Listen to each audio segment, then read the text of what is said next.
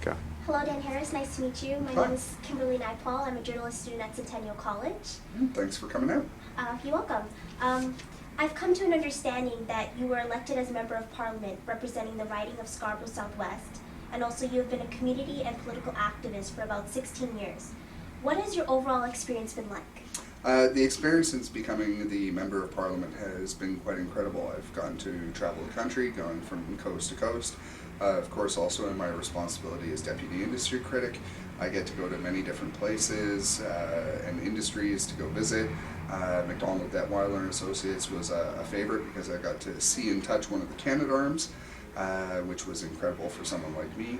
But I mean, the experience has been great to actually represent the people of Scarborough Southwest. My family's lived in this area for over 80 years, and I want us to keep wanting to live here for another 80.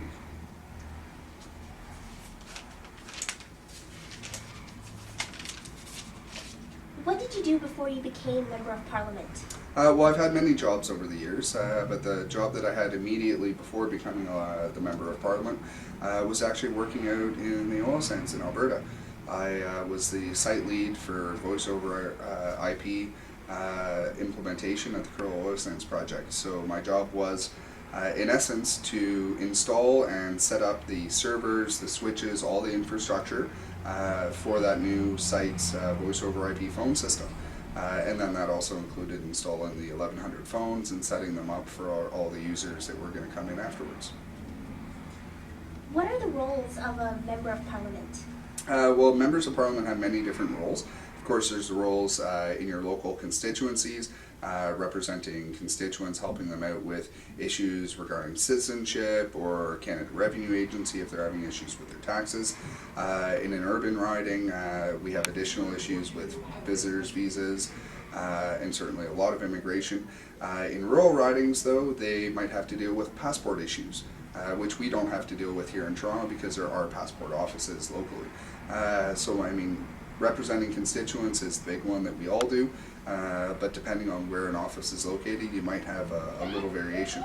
But then there's what we do in Ottawa as well. So going and sitting in the House of Commons, getting up and asking questions during question period, giving member statements, speaking to legislation and bills that are before Parliament, as well as sitting on committees.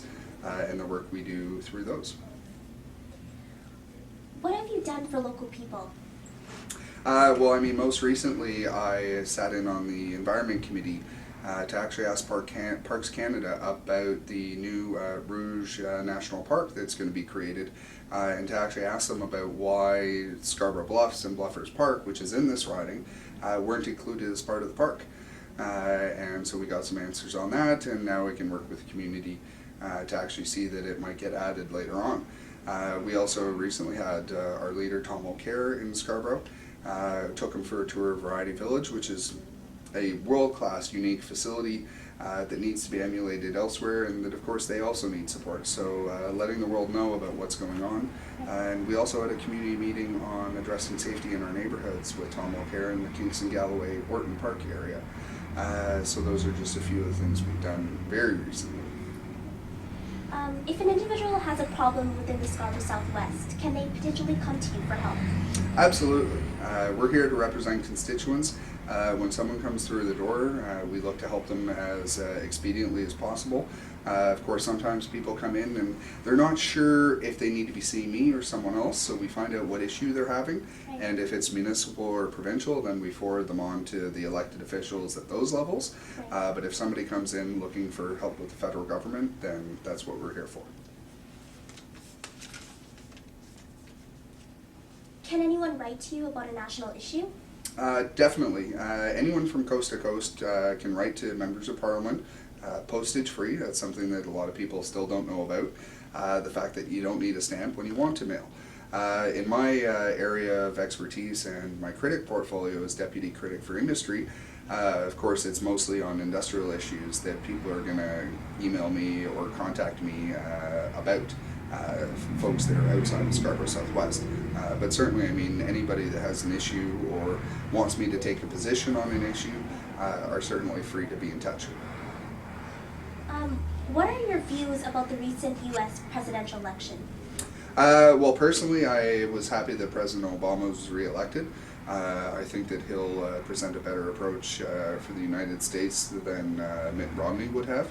However, I mean, the Americans still have a big issue to deal with the fiscal cliff. And if the United States doesn't get their economic house in order, we're going to have a lot of problems here in Canada. What are your interests besides politics? Well, I'm very interested in the outdoors and in nature. Algonquin Park is one of my absolute favorite places in the world. That's even where I proposed to my fiance last summer. But I'm also a gamer. I'm a geek, I'm a nerd, I play video games in my tiny little bit of free time that I get. And I'm more of a PC gamer than a console gamer, so that's something that I like to unwind with. I like to read, I like to go out and spend time with friends and family like everyone else. But really, these days, there's not a lot of time for me. So we try to cram it into a short period of time.